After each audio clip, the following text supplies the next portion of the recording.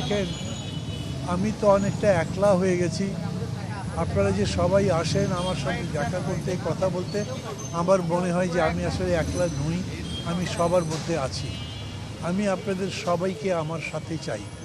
সবাইকে নিয়ে দেশের সামনে খুবই বড় একটা চ্যালেঞ্জ আছে দেশটা গড়ে তোলবার। সেই চ্যালেঞ্জ যেন মোকাবেলা করতে পারি, তার জন্য সহযোগিতা চাই। সবার সাথে শত্রুতার ব্যাপার নয়, একটা কর্মসূচির ভিত্তিতে দেশটা গড়ে তোলবার কাজ করতে হবে।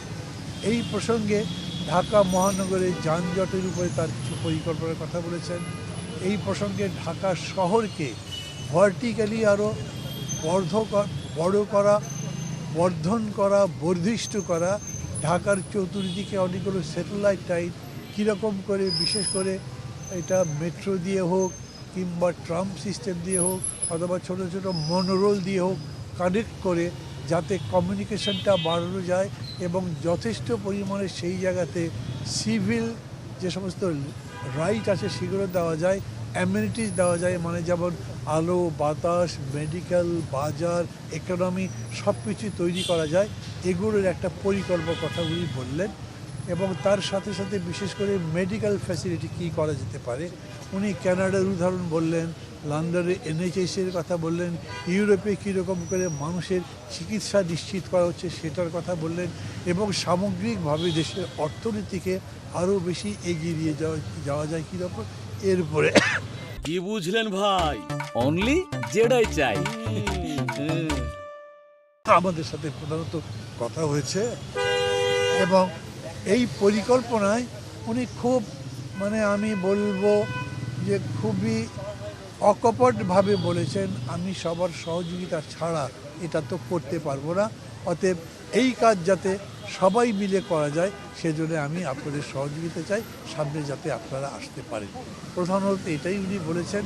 আমার যেটা মনে হচ্ছে সেই ধারণাটা বলি, নিশ্চিতভাবে দেশ আর 1.5 মাসের মধ্যে নির্বাচন করবে, তারপরে একটা সরকার গঠন করবে। আমি মনে করি যে এই নির্বাচনে হয়তো তার দল জিতবে, তিনি দেশের দায়িত্ব পাবেন, তার দল দায়িত্ব পাবে। দেশটা গড়বার প্রক্রিয়া আমাদের 1.5 মাস পরে শুরু করতে হবে। সেইখানে উনি যদি সবাইকে নিয়ে এইভাবে কোনো শত্রুতার দৃষ্টিভঙ্গি বাদ দিয়ে সবার সহযোগিতার ভিত্তিতে দেশ গড়বার চিন্তা করেন কর্মসূচি, তাহলে সেরকম করে আরও বেশি হবে। যেমন এই প্রসঙ্গে তিনি বললেন, যেমন কৃষি কার্ড দিচ্ছেন, শ্রমিকদের কার্ড দিচ্ছেন, যাতে করে দরিদ্র মানুষের কাছে তাদের বেনিফিট পৌঁছানো যায়, দরিদ্র মানুষের জন্য আলাদা কোনো কর্মসূচি করা যায়। সেখানে তার যে সমস্ত পরিকল্পনা ইতিমধ্যে তিনি কৃষিবিদ ইনস্টিটিউশনে কর্মসূচির মধ্যে ঘোষণা করেছেন। আমি তাকে বললাম যে আপনি যে বলেছেন আই হ্যাভ এ প্ল্যানটা আরও ডিটেল বলেন।